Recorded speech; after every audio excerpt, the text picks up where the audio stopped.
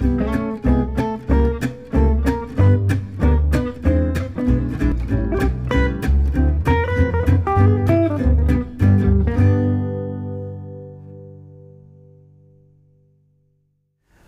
avons vu que tout objet est attiré par la Terre par une force verticale, le poids, qui est donné simplement par le produit de la masse de l'objet, en kilogrammes, par l'accélération de la pesanteur, petit g, qui vaut à la surface de la Terre environ 9,8 mètres secondes moins 2. Cette force verticale tire donc tous les objets vers le sol. Pour faire léviter un objet, il n'y a pas 36 solutions, il va falloir se mettre dans des conditions qui vont nous permettre d'avoir une force qui, elle, va tirer l'objet du bas vers le haut. Et il va falloir que cette force compense exactement la force de gravitation pour qu'on puisse espérer observer cet effet de lévitation. Pour cette première série d'expériences, nous allons ici faire léviter des objets en utilisant le fluide dans lequel nous baignons tous, c'est-à-dire l'air. Comment ce fluide va-t-il pouvoir nous aider? Eh bien, grâce à la force qu'il exerce sur tous les objets, force liée à une grandeur que vous connaissez bien, c'est la pression atmosphérique. Pour comprendre l'origine et l'effet de cette force, on va isoler par la pensée un cube d'1 mètre de côté. Ce mètre cube d'air a une masse d'environ 1 kg, c'est-à-dire qu'il est soumis à une force, son poids, qui le tire vers le sol. Et pourtant, il ne tombe pas. Pour calculer cette force qui est exercée par l'ensemble de l'air situé tout autour de ce cube imaginaire, il faut définir ce qu'on appelle la pression atmosphérique. La pression atmosphérique, donc, c'est la force par unité de surface, donc par mètre carré, qui est exercée par l'air sur toute surface avec laquelle elle est en contact. Et cette force de pression, elle est liée au niveau microscopique à l'agitation des molécules d'air qui viennent frapper de façon désordonnée la surface pour au final conduire à une force qui sera toujours perpendiculaire à cette surface. Ça veut dire que pour chacune des faces de notre cube imaginaire, la force de pression est perpendiculaire à chacune de ces faces. On va déterminer pour commencer la pression atmosphérique au niveau de la face supérieure. La pression atmosphérique, qui s'exprime en pascal, c'est une force par unité de surface. On va donc l'obtenir en calculant la force exercée par la colonne d'air qui s'appuie sur mon cube, c'est-à-dire le poids de cette colonne d'air. Ensuite, on divise par l'air de la face supérieure du cube, ici 1 mètre carré, et on obtient finalement une pression atmosphérique d'environ 100 000 pascal. 100 000 pascal ou 100 000 newtons par mètre carré. Une force de 100 000 newtons par mètre carré, ça veut dire qu'au-dessus du cube, ici, vous avez une colonne d'air de 10 tonnes environ. Et c'est cette colonne d'air qui est à l'origine de la pression atmosphérique de 100 000 pascal. Maintenant, plus on se rapproche du sol et plus la hauteur de la colonne d'air que l'on doit considérer est grande. La pression atmosphérique dépend donc naturellement de l'altitude Z et elle sera d'autant plus élevée que l'on se rapproche du sol. Dans le cas de notre cube imaginaire, on va commencer par s'intéresser aux forces de pression exercées sur les faces verticales. Sur ces faces, la force est horizontale et la force exercée sur chacune des faces est exactement compensée par la force de pression exercée sur la face opposée. Bilan, la somme de toutes les forces de pression exercées sur les faces verticales du cube fait 0. On s'intéresse maintenant à la force de pression exercée sur les faces supérieures et inférieures, sachant que la force de pression exercée sur la face inférieure sera plus importante que la force de pression exercée sur la face supérieure, parce que la pression PZ1 est supérieure à la pression PZ2. On somme ces deux forces pour obtenir une force totale qui est donnée par la différence de pression PZ1 moins PZ2 multipliée par la surface, donc ici 1 mètre carré, et cette force PZ1 moins PZ2 multiplié par la surface, c'est ce qu'on appelle la poussée d'Archimède. Pour que le cube reste maintenant en équilibre, on sait que la somme de toutes ces forces de pression, donc la poussée d'Archimède, doit compenser exactement le poids du cube. Le poids du cube, il est donné par la masse du cube multipliée par petit g, l'accélération de la pesanteur.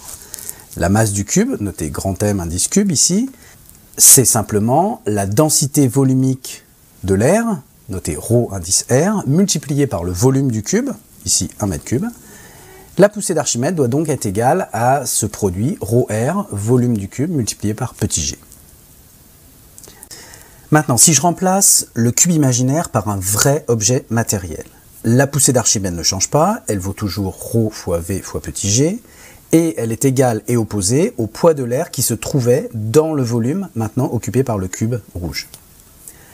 On dit dans ce cas-là que la poussée d'Archimède est égale et opposée au poids du volume d'air déplacé. Si l'objet matériel a une densité supérieure à l'air, c'est-à-dire une masse volumique supérieure à l'air, ce qui sera généralement le cas, alors le poids de l'objet sera bien supérieur au poids du volume d'air déplacé et inévitablement l'objet tombera.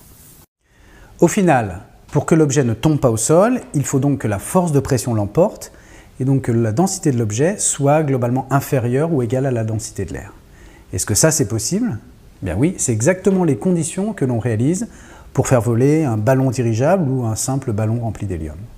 Pourquoi de l'hélium? Parce que c'est un gaz de très faible densité, environ 7 fois inférieur à la densité de l'air.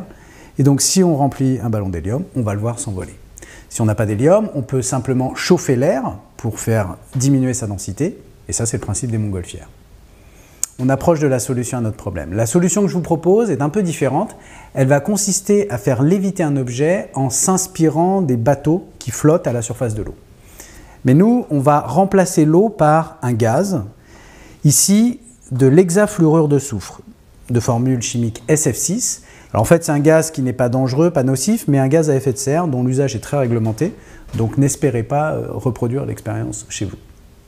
On va donc remplir cet aquarium avec ce gaz et essayer de faire flotter ce petit bateau en papier aluminium sur cette mer de SF6.